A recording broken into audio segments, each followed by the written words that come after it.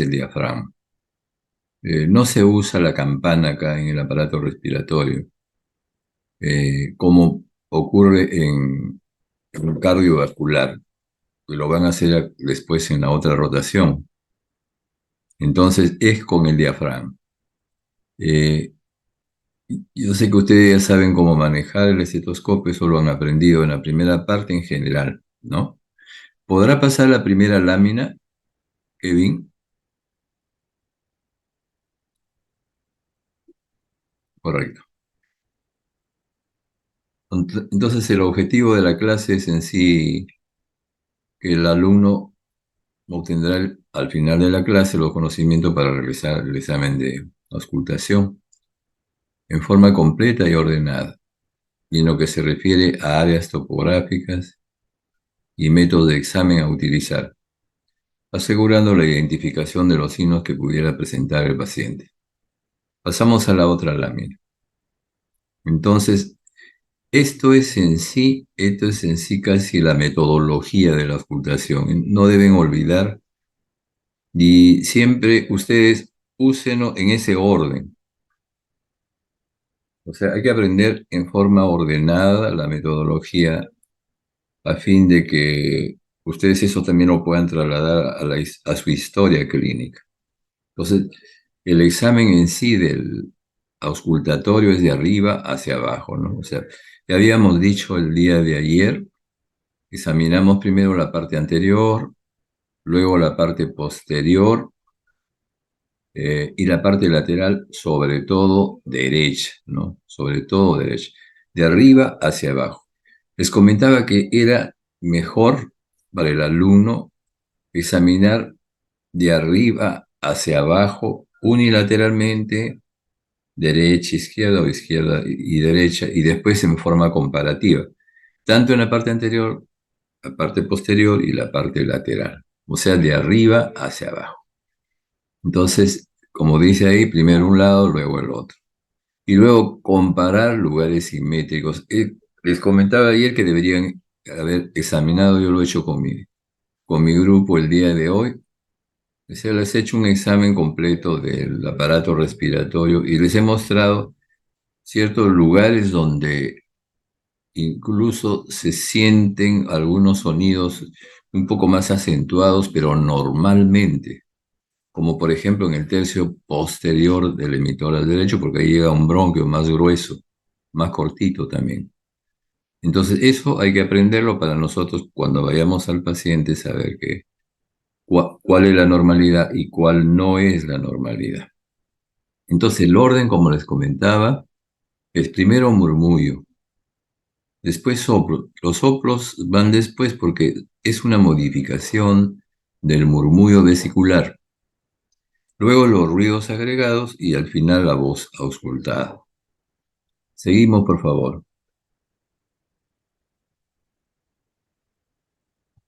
Bien. Esto es sacado de Suros. Eso es para demostrar cómo es el murmullo vesicular. Como les digo nuevamente, vayan a una persona normal entre ustedes, ¿no? Para ver, porque yo ahorita les digo, el murmullo vesicular proviene del alveolo, perfecto. Y es timbre dulce, les digo, es muy declaratorio. Es mejor que ustedes vayan con el estetoscopio y vean cómo es ese timbre dulce. ¿Mm? Es necesario para que sepan cómo es el timbre dulce y cuáles son las modificaciones a esto. O sea, el murmullo vesicular se forma en el alveolo. O sea, es la penetración del aire, la inspiración y la expiración, ¿no?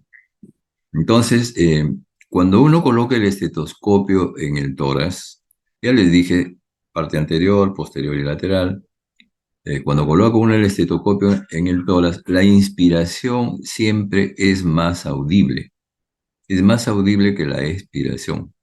Y la inspiración se ausculta en todo el tiempo. Si ustedes constatan con sus compañeros, van a ver que la inspiración está en todo el tiempo. Y luego viene la expiración. Y la expiración se ausculta no en todo el tiempo, ¿no? La última parte generalmente de la expiración no se ausculta. Y siempre el murmullo vesicular Después de la inspiración sigue la expiración, no hay un espacio, no hay un espacio, eso es importante, ¿no? Entonces, así se debe auscultar el murmullo vesicular y hay que buscarlos, ¿no? Tanto en la parte anterior y posterior. Hay que considerar siempre que en la parte anterior está al lado derecho el hígado y en el lado izquierdo el corazón. Seguimos. Esto es, si tuvieran un estetoscopio ustedes ahí en ese momento, sería ideal. Ustedes, por ejemplo, conozcan su estetoscopio en la zona supraesternal y respiran y se van a dar cuenta que ese sonido es intenso, áspero, de tono elevado. O sea, es más elevado el tono que el del murmullo vesicular. Y van a notar ahí también que la expiración es prolongada y el tono más elevado que la inspiración. Entonces, de expiración prolongada y tono más elevado que la inspiración. Y ahora, otra cosa importante es también la pausa que hay entre inspiración y expiración. O sea, no están unidos, como en el caso del murmullo vesicular. Acá no, hay una pausa, inspiración, una pausa, y después la expiración. Y se escucha mejor debajo de la clavícula derecha, la articulación externo-clavicular y escápulo-vertebral derecha. Cuando esta respiración bronquial que ustedes, si están escuchando en la zona supraesternal, se traslada a un lugar del cuerpo, ya tiene el nombre de soplo. ¿Seguimos? Entonces, estas son las variaciones patológicas del murmullo vesicular. Por ejemplo, el murmullo vesicular normalmente uno lo puede encontrar aumentado de intensidad en el niño, que se llama la respiración pueril. O en pacientes como ya ayer les había contado, que es la respiración suplementaria del pulmón sano. O sea, un lado está alterado y el otro suple la función del que está alterado. En ese lado, lógicamente, el murmullo vesicular está aumentado de intensidad. Luego, el murmullo vesicular puede estar disminuido o abolido, eh, o hay abolición, ¿no?, del murmullo vesicular. Por ejemplo, cuando hay alteración en la producción del murmullo vesicular. Ejemplo, una alteración del parénquima pulmonar. O sea, que en el parénquima pulmonar haya una consolidación, una condensación. El ejemplo clásico es la neumonía. O en todo caso, en el parénquima pulmonar haya una cavidad, ¿no? Y esta cavidad esté rodeada de tejido pericavitario. Se puede observar en la tuberculosis pulmonar. Igualmente el murmullo vesicular disminuye o no pasa completamente, y esto depende del grado de obstrucción de la vía aérea en los casos de atelectasia. O sea, cuando está subobstruido, pasa un poco el murmullo vesicular, pero cuando está obstruido completamente, el murmullo vesicular está abolido completamente. Luego, en casos en que hay alteraciones del movimiento respiratorio, les había dicho el enfisema por destrucción del parénquima pulmonar, en los pacientes que tienen asma por obstrucción de los bronquios, en los pacientes que tienen neumotoras, porque lógicamente ahí hay aire en la pleura y nosotros al colocar el estetoscopio en el tórax, el aire va a impedir que pase el murmullo vesicular.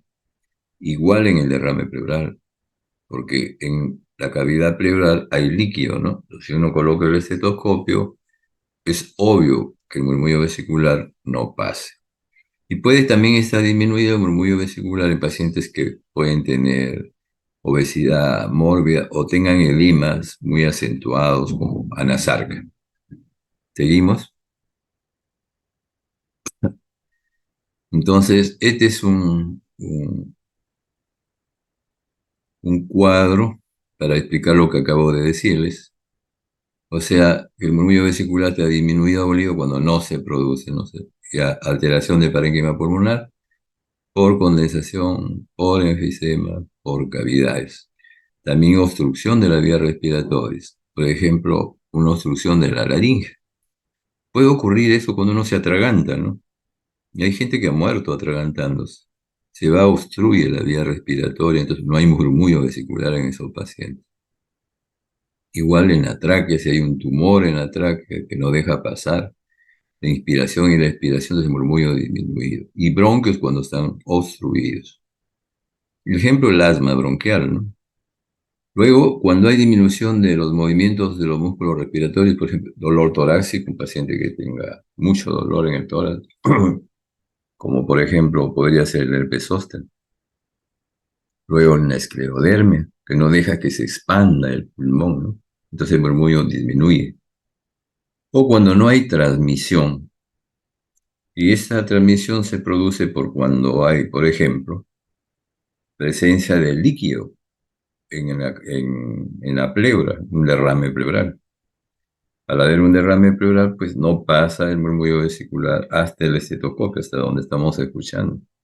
O cuando hay aire también en la pleura. O sea, eso como en el neumotórax. O sea, no pasa también el murmullo vesicular, está abolido completamente. Ocurre también en pacientes que tienen engrosamiento pleural. Estos engrosamientos pleurales ya les comenté el día de ayer, lo que llaman paquipleuritis. Pacientes que tuvieron TB pleural, que les dieron tratamiento, mejoraron, entonces quedó unida las dos pleuras con una placa. Y eso produce no permite el pasaje del murmullo vesicular. Y por último, en aumento del grosor de la pared torácica, ¿no? Como el edema, la obesidad mórbida. ¿Seguimos?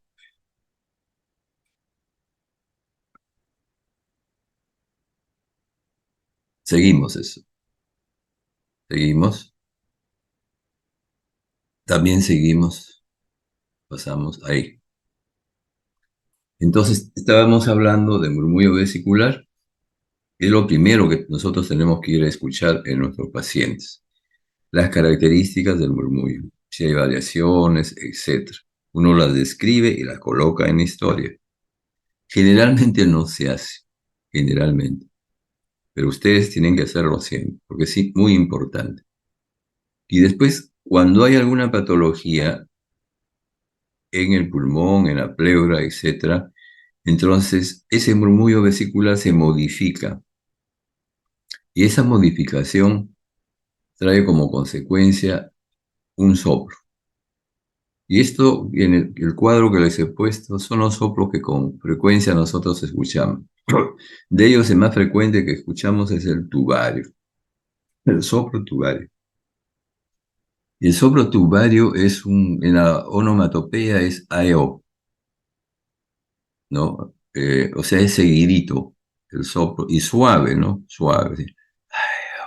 Y así, más o menos es así, soplo tubario. Y este soplo se escucha en los dos tiempos. Es intenso, ¿no? Y resonante, y el tono es elevado. Bueno, timbre rudo, hay que escucharlo. Este soplo tubario tiene una característica muy especial, se irradia. Se irradia. Eso lo diferencia casi de los otros soplos, ¿no? Porque se irradia. Y para que se presente este soplo es necesario que haya una condensación. Les había dicho la neumonía, es el ejemplo más didáctico. Y esta condensación tiene que tener características especiales, ¿no? Uno, que sea superficial, que sea amplia y que a esa condensación llegue un bronquio de 4 milímetros de diámetro y que toda la vía respiratoria sea permeable, ¿no? ¿Para qué? Para que el murmullo vesicular se pueda modificar en un soplo al encontrar la condensación. Entonces, el soplo tubario lo van a ver bastante en pacientes que tienen neumonía.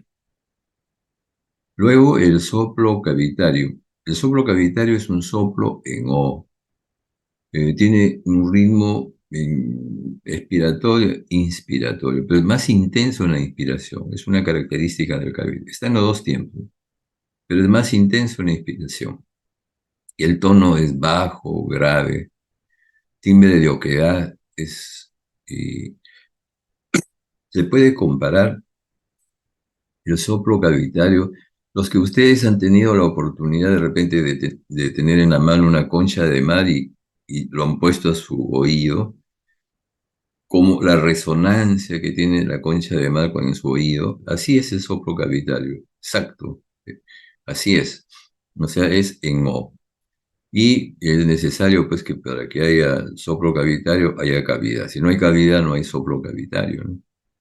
Y esa cavidad, además, tiene que ir acompañado de una serie de requisitos. Y dentro de los requisitos está uno de que haya tejido pericavitario. Es muy necesario, si no, no hay soplo cavitario. Que esa cavidad esté limpia, completamente, tenga bordes lisos y que esté siempre en comunicación con un bronquio de 4 milímetros y que la vía aérea sea permeable. O sea, más condiciones. Por eso que el soplo cavitario es un poco más, es más infrecuente que el tubario, pero sí lo pueden encontrar. Luego, ¿y qué cavidades pueden haber, ¿no? El soplo cavitario. La tuberculosis, por ejemplo, que les dé cavidades, ¿no? Puede ser también un quiste hidatídico que haya sido evacuado, ¿no? Y que alrededor de- del, del- del vacío que queda al ser evacuado quede un problema inflamatorio. Entonces, deja las condiciones más o menos de una cavidad, ¿no? Y hay algunos que dicen, yo no he escuchado, en ciertas bronquiectasias, ¿no? Saculares. Dicen los libros de semiología, yo no he escuchado eso. Luego, el soplo pleural. El soplo pleural es un soplo muy suave, es un soplo en E, o sea, es un soplo expiratorio, ¿ya? Soplo expiratorio, así en esa forma. Es débil, dulce, apagado, agudo, poca resonancia tiene. Está súper localizado, es igual el cavitario, están muy localizados. Eso lo diferencian pues, del soplo, del soplo tubal. Para que haya un soplo pleural es necesario que haya derrame pleural. Y ese derrame pleural es necesario que esté en contacto con una parte del pulmón que ha sido colapsado. O sea, el derrame pleural y el colapso por el derrame pleural, y a ese colapso llega un bronquio de 4 milímetros. Lógicamente la vía aérea tiene que estar permeable. Solo así hay soplo pleural, por eso que se encuentra menos frecuente es el soplo pleural, pero se puede encontrar. Entonces, ¿por qué es importante encontrar un soplo pleural? Pongamos que ustedes estén haciendo internado pues, en un lugar lejano del Perú y les viene con una patología del pulmón, el paciente, ustedes tienen dudas, ¿no? Este es un derrame pleural, este es una neumonía, etc. Si ustedes encuentran un soplo pleural, obviamente dicen este es un derrame pleural. Y también les permite decir que es inflamatorio ese derrame pleural. Entonces es importante este dato semiológico. El, el soplo pleural se produce cuando hay problema inflamatorio. Entonces les permite hacer la disquisición ya entre derrames pleurales inflamatorios de los no inflamatorios. Bien, entonces luego el soplo anfórico. El soplo anfórico es un soplo en A. Es un soplo que está en los dos tiempos. Es inspiratorio y expiratorio. Es intenso y resonante, ¿no? De tono grave. Y, el timbre es metálico. La mejor forma de poder comparar, y es idéntico a mi parecer, el soplo anfórico es soplando el pico de una botella sin nada, sin contenido. Ese sonido es parecidísimo al soplo anfórico, ¿no? Este soplo anfórico se presenta cuando hay compromiso pleural, cuando hay aire en la pleura, pero es en el neumotórax, o neumotórax atención, neumotórax atención. O en pacientes que tienen cavidades grandes, y ahí estoy recordando algo. El soplo cavitario, la cavidad tiene que ser más o menos de 6 centímetros de diámetro, la cavidad. Acá en el soplo anfórico la cavidad es más de 6 centímetros de diámetro. Eso es importante para que haya soplo anfórico. Bien, seguimos. Eso es lo que les acabo de decir, que está en un libro de semiología, ¿no? Ahí está en el lado izquierdo la neumonía, en la parte alta, izquierda, mío, y en la parte alta derecho mío está el derrame pleural ahí, ¿no? Que, que consolida al pulmón, y en la parte de abajo está la cavidad. Está rodeada de tejido pericavitario y hay un bronquio que va hacia la vía aérea, esencial para que se produzca soplo. Seguimos.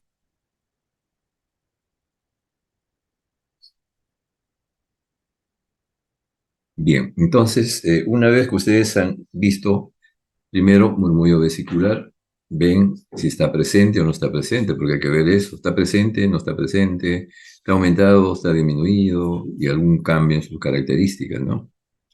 Luego de eso van a los soplos, que es la modificación del murmullo por alguna patología que les acabo de decir, y luego van a los ruidos respiratorios patológicos. Hay unos estertores que se llaman rales, ¿no? Los rales. Y los sonidos continuos se llaman roncus. Es en la literatura norteamericana. Entonces, yo he hecho un cuadro ahí más o menos para que sea más o menos didáctico y ustedes puedan entender de cada uno de los sonidos que se presentan, de los ruidos agregados. Por ejemplo, cuando hay una patología de tráquea, es una inflamación de la tráquea. En algunos pacientes puede haber cornaje. Esto no es común, ¿no? Este cornaje es como el pito de un barco y se presenta en las dos fases inspiratoria y expiratoria, a predominio inspiratorio. Luego, luego el roncus, el ronco, que es como un ronquido, y se presenta en los dos tiempos a predominio expiratorio, el roncus. Provienen de la tráquea. Luego, los bronquios. En los bronquios pueden haber los estertores secos, ¿no? Para ello tiene que haber un problema inflamatorio en los bronquios. Entonces, eso puede traer como consecuencia los roncantes, ¿no? Y los roncantes se encuentran en los dos tiempos, tiempo expiratorio e inspiratorio, a predominio expiratorio. Estos roncantes se pueden modificar. El paciente tose y se modifica, ¿ya? Eso es importante.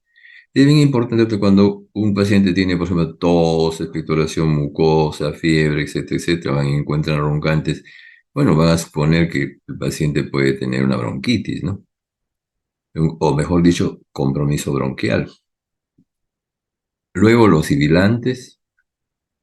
Estos sibilantes son sonidos, son como silbidos. Más que piar, son como silbidos. Eh, Está en los dos tiempos, en el tiempo expiratorio e inspiratorio. Un silbido es. ¿Y qué traduce un sibilante? Un sibilante traduce siempre obstrucción bronquial. En la mañana con el grupo veíamos en un paciente con asma bronquial, sibilantes muy, muy bonitos, ¿no? En el tórax. Y se presentaban en los dos tiempos, pero a predominio expiratorio. Como hay obstrucción, el paciente inspira, mete el aire, y cuando quiere expirar, demora más, ¿no? Y eso produce un silbido. Si el paciente tose, se modifica. Es una característica del sibilante. Y esto del piar, algunos se encuentran o dicen que se encuentran en pacientes que tienen obstrucciones crónicas, por ejemplo, un paciente con TB, de larga data, que obstruyen a veces los bronquios. Entonces, tienen un sonido que es también como un sibilante, ¿no? Porque es obstrucción, pero es crónica, ¿no? Es una obstrucción crónica. Se modifica también con la tos. Y hay algunos que que consideran el wheezing. El wheezing no viene a ser sino como un sibilante, pero expiratorio. Y es un sibilante expiratorio localizado. O sea, por ejemplo, está en toda la parte anterior localizada. Indica obstrucción del bronquio. Esto se ve en los pacientes que tienen neoplasias bronquiales. Seguimos. Bien, y estos son los sonidos discontinuos, crujidos o el sector crackle, que dicen los norteamericanos. Ahí tenemos los bronquios, en los bronquios los estertores húmedos. El sucrepitante, ¿no? El sucrepitante es como el burbujeo del oxígeno, ahí, y lo van a ver en los distintos servicios. El sucrepitante es en los dos tiempos. ¿Por qué? Porque el sucrepitante se forma porque hay inflamación en el bronquio. Entonces, como hay inflamación en el bronquio, al desplazarse en la inspiración y en la expiración, produce ese sonido como burbujeo, ¿no? El sucrepitante. Si ustedes al paciente le dicen tosa, señor, y el paciente tose, se modifica para volver a reaparecer. Importante el sucrepitante porque nos traduce compromiso bronquial en un paciente. Luego el parénquima o alveolo. Los sonidos que provienen del parénquima alveolar son los estertores húmedos, llamados crepitantes. El crepitante es un sonido inspiratorio. Final de inspiración es final de inspiración. Lo comparan como frotarse el cabello en el oído, frotarse el cabello en el oído. Así lo comparan. Es finito, completamente. A diferencia del sucrepitante que es grueso. Claro, el sucrepitante es de dos tiempos. En cambio, el crepitante solo es inspiratorio. Y entonces esto, el crepitante no se modifica, eso lo diferencia del sucrepitante. Es pues muy diferente encontrar un sucrepitante de un crepitante, ¿no?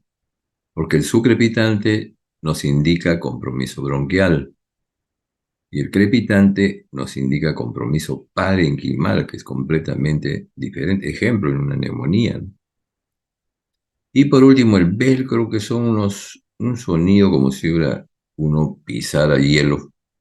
Está en los dos tiempos y no se modifica con la tos y se encuentra en los pacientes que tienen fibrosis pulmonar, ¿ya? En los que tienen fibrosis pulmonar. Y por último, en la pleura, el sonido que se produce en la pleura se llama frote. Este sonido frote, cuando ustedes presuman que puede haber un frote, búsquenlo en la parte posterior, no en otro lugar. En la parte posterior, pegado a la columna, más o menos a la altura de la escápula, por ahí, busca al lado de la columna. ¿Por qué? Porque cuando hay procesos inflamatorios de la pleura, entonces estos procesos inflamatorios, las dos hojas pleurales frotan, ¿no? Y eso es lo que va a producir el frote. Y mayor posibilidad de que frote la pleura es en ese lugar que yo les acabo de decir. Entonces búsquenlo por ahí, por esa zona. Ahora, este frote está en los dos tiempos, es inspiratorio y expiratorio, pero a predominio inspiratorio. Ahora, a veces uno tiene dudas y dice, ¿es frote o no es frote? Uno se puede equivocar con el crepitante o su crepitante. Entonces, ¿qué hace? En el lugar donde se encuentra el sonido, ustedes van y presionan el estetoscopio más intensamente ahí. Entonces, al presionar intensamente, este sonido aumenta la presión. Y eso no ocurre con los otros sonidos. Hay algunos que comparan este sonido de la pleura, el frote, como si ustedes estuvieran raspando un cuero. Y no se modifica con la tos, es obvio, ¿no? No se modifica como en el caso de los sucrepitantes, ¿no? Como los sucrepitantes. Bien, seguimos. Bien, entonces volvemos. Primero, murmullo vesicular, ¿está presente o no está presente? No dejar de buscar el murmullo en la parte anterior, en la parte posterior, en la parte lateral, sobre todo derecha. Vemos las modificaciones del murmullo y después si hay soplos,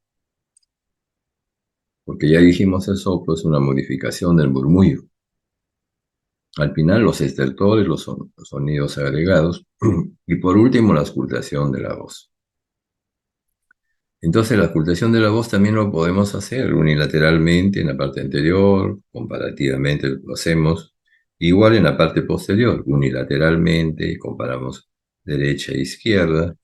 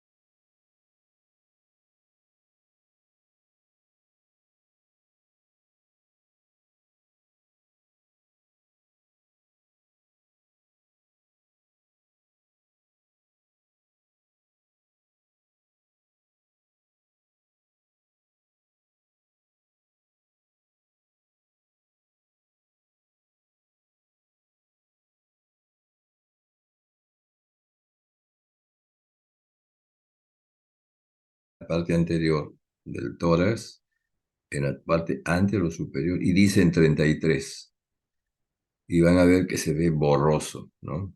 Borroso. Y esa es la intensidad también que se escucha normalmente, normalmente. Entonces ahí no hay nada patológico. En ustedes no hay nada patológico. Pero si hubiera cierto grado de consolidación, una lesión con cierto grado de consolidación, o en la parte anterior o en la parte posterior, entonces ese 33 se vuelve intenso. Eso se llama broncofonía. Entonces la broncofonía se presenta cuando hay cierto grado de consolidación. Ahora, si nosotros colocamos el estetoscopio y pensamos que hubiera una patología en la parte anterosuperior derecha del tórax, y le decimos al paciente día 33 y nosotros escuchamos 33, 33, 33, clarito, eso se llama pectorilopia. Eso se presenta cuando hay consolidación, cuando hay consolidación. Y luego podemos hacer lo mismo ahí en esa misma zona donde hay patología. Al paciente le decimos que diga 33, pero como si estuviera hablando, cuchicheando, hablándonos al oído. O sea, 33. Pero nosotros lo escuchamos clarito colocando el estetoscopio en el lugar de la lesión. Eso es pectoriloquia. Esto se encuentra bastante en los bordes de los derrames pleurales, pero moderados. Ya en el borde de los derrames pleurales moderados. Y por último, la egofonía. O sea, le decimos que diga 33 al paciente y nosotros vamos a escuchar 33 como si tuviera la nariz tupida. Bueno, le ponen una serie de nombres ahí en los libros de Semio, ¿no? O sea, de voz de cabra, polichinelo, etc. Pero es como si estuviera la nariz tupida. Eso se llama egofonía. La egofonía se encuentra también en los bordes superiores de los derrames pleurales moderados. Derrames pleurales moderados. Entonces, haciendo una recapitulación, primero entramos, vemos el murmullo vesicular, si están presentes en todos los sitios, modificaciones si lo hubieran, luego modificación del murmullo por algún soplo, si, por alguna patología que pueda haber, luego de eso vamos a estertores, a ruidos agregados y por final acabamos con la auscultación de la voz, que debe tener más o menos este orden, ¿ya? Bien, ¿alguna pregunta quisieran hacer? Doctor, una pregunta. Sí, ¿La broncofonía en qué situaciones se veía? ¿En consolidación, igual que la claro. Sí, pectodiloquia? la pectoriloquia se ve en tejidos más consolidados. Por ejemplo, en una neumonía se puede ver pectoriloquia, se puede encontrarlo. Y la broncofonía se encuentra, pero en el parénquima pulmonar, donde hay lesiones no tan consolidadas. En la tuberculosis, por ejemplo, se puede encontrar broncofonía. Gracias. Ya, muy bien. ¿Alguna otra pregunta?